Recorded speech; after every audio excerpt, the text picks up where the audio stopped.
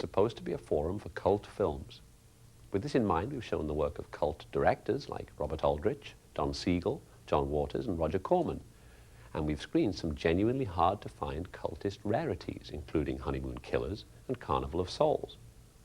Because films of this nature don't necessarily attract the biggest audience, and Nick Jones, the producer and director of the series and the man who picks these movies, is under an obligation to the corporation to attract some viewers now and then, at times we have departed from our brief in order to show commercial as hell super blockbusters such as Terminator.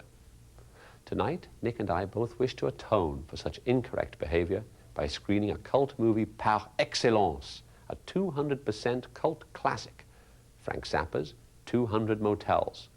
You must remember 200 Motels. It was always playing at midnight on Saturday at the Scala back when you were protesting against the Vietnam War and listening to Atom Heart Mother. That's right, it's that film. Probably you saw the advert in the paper or on the marquee, and equally probably you didn't go and see it. Now you can. 200 Motels was directed by Frank Zappa and Tony Palmer in 1971. Tony Palmer was a British television director who also made musical biopics, including one in which Sir Richard Burton played Wagner.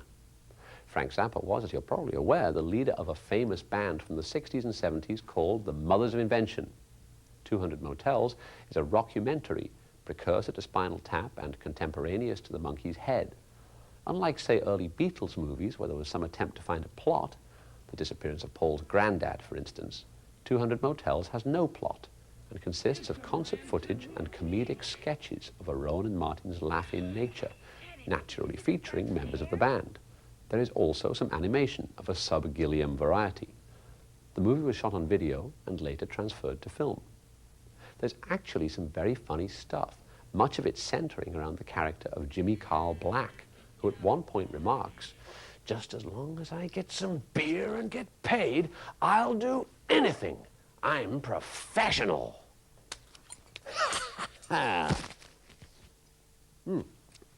It's interesting to note that 200 Motels was made in Britain at Pinewood Studios. This was the time when American studios were actually coming to England to do productions because it was so much cheaper. Now, European production costs have driven the Americans, and in many cases the Europeans mismos, back to the United States. Apparently, Frank Zappa conceived 200 Motels as a musical work to be performed live in concert. He attempted to have the London Philharmonic Orchestra play it, but venue officials declared the libretto obscene and refused to allow it to be performed. Undaunted, Zappa turned the magnum opus into a film, incorporating footage of the Mothers of Invention shot over the previous 5 years. The results follow, among them Keith Moon as a nun, Ringo Starr on the final solution to the orchestra question, and Jimmy Carl's immortal Lonesome Cowboy Burt. Oh, and the monolith from 2001: A Space Odyssey. I wonder what you'll make of it. Frank Zappa is by any standards an extraordinary man. In addition to this film and records too numerous to mention, he owns a mail-order business, Barfco Swill, which turns over $1 million a year. He once described himself as never a hippie, always a freak, but never a hippie. In politics, he sees himself as a traditional conservative, although he views politics not as a matter of left-wing and right-wing, but rather of fascism versus freedom. As a pragmatist, he is a registered Democrat, but says he might prefer to vote Republican if you were to extract the evil influence of the religious right from the Republican Party.